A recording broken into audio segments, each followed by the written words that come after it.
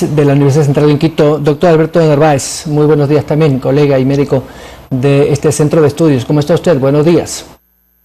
Buenos días, muy bien, muchas gracias. Doctor, la academia ha jugado un papel importantísimo en esta emergencia sanitaria, con la creación de ciencia y, por supuesto, con la colaboración, en el caso de ustedes, con estas unidades de biotecnología para procesar las pruebas PCR, como le ha dicho el señor rector. Pero ya estamos a puertas, o semanas, diría yo, de tener este primer lote de vacunas que ha hablado la Autoridad Sanitaria Ecuatoriana. Vemos que ya en el Reino Unido esta semana ha arrancado, al igual que en Rusia. Habrá que esperar, entiendo yo, la fabricación masiva de estos medicamentos, sobre todo de los laboratorios que se han comprometido. Ecuador, según ha dicho el Ministerio de Salud, ya tiene comprometido un primer lote que llegaría, en teoría, a finales de enero, quizás en febrero. Y se ha dicho, además, que los primeros en vacunarse serán médicos, sanitarios y todo el personal de primera línea. ¿Tenemos la capacidad instalada como país como para tener, no sé, un almacenamiento en frío de casi 5 o 10 millones de vacunas? ¿Cómo lo ve usted? Bueno, buenos días. Solo una aclaración, ¿no? La Universidad Central no solo ha hecho estos avances tecnológicos en materia de pruebas, sino también hemos hecho un enorme trabajo en control comunitario, capacitando brigadistas, capacitando líderes comunitarios. Estamos trabajando en cerca de 8 parroquias en Quito, colaborando con el Ministerio y también con el municipio de Quito. Solo esa aclaración. Bueno, con respecto a las vacunas, la estrategia de vacunas dependerá de la oferta. Se dice que para enero van a llegar 80,000 vacunas aproximadamente, o tal vez febrero. Ya Pfizer ha declarado que no tiene insumos suficientes para producir la cantidad que se había comprometido. De todas maneras, se sabe que el Ecuador va a comprar 2 millones de vacunas de Pfizer y que requieren congelamiento a temperaturas de menos 70. Y por lo tanto, esas deberían ser utilizadas en un primer momento para aplicar en primer lugar a los profesionales de la salud, porque perder gente a este rato con la escasez de personal de salud que hay, perder a un profesional por 15 días, un mes, por enfermedad, tiene una repercusión muy grande en la atención de las personas, no solo por COVID, sino por todas las enfermedades. Entonces, ese acuerdo ya existe.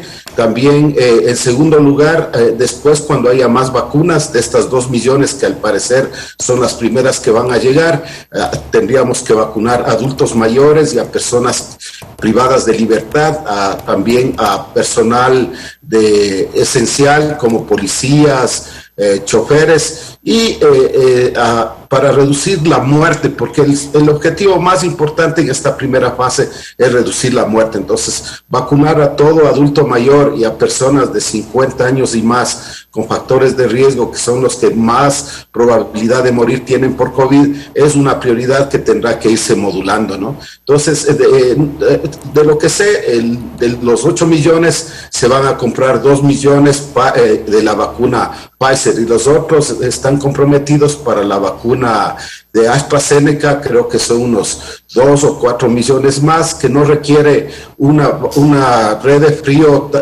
de este tipo de congelamiento y que podemos usar la red de frío que ya tiene el Ministerio para el resto de vacunas. Y posteriormente se ha comprometido, de lo que nos han informado, también de una vacuna que todavía está en desarrollo como iniciativa de la OMS, que es la vacuna COVAX, y creo que esa va a ser la que se va a utilizar en el futuro. De todas maneras, nosotros planteamos en las discusiones con académicos que hemos tenido en Quito, que la primera prioridad son trabajadores de la salud, la segunda prioridad son adultos mayores, sobre todo los que están internados en ancianatos, personas como personas privadas de libertad, y en tercer lugar, creo que es importante incluirle a la vacuna como parte de la estrategia de control de brotes o focos, de tal manera que cuando aparecen casos y tenemos lugares en los que se concentra la epidemia, en parroquias, podemos ir a hacer trabajo en los barrios utilizando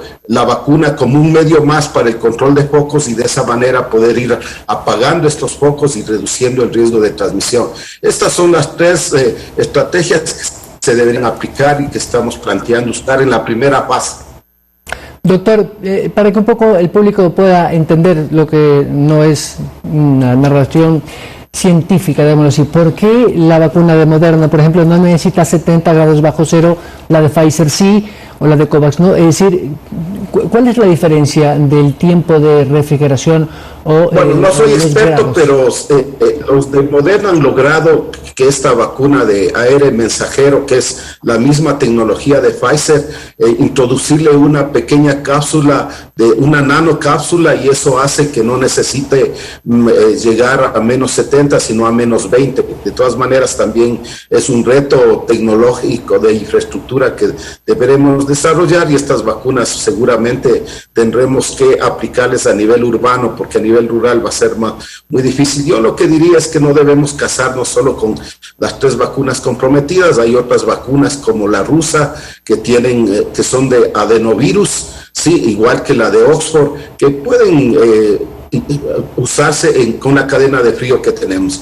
Entonces no creo que sea un problema muy serio, en la medida que solo son 2 millones de las vacunas de Pfizer las que probablemente se utilicen, y eso se puede utilizar a nivel urbano, y aunque es un reto, de todas maneras a nivel urbano va a ser probable que no sea tanto esfuerzo tener una buena red de frío en las grandes ciudades, que además son donde la transmisión es más alta por la más alta densidad poblacional y también por las condiciones de vivienda que tiene la gente.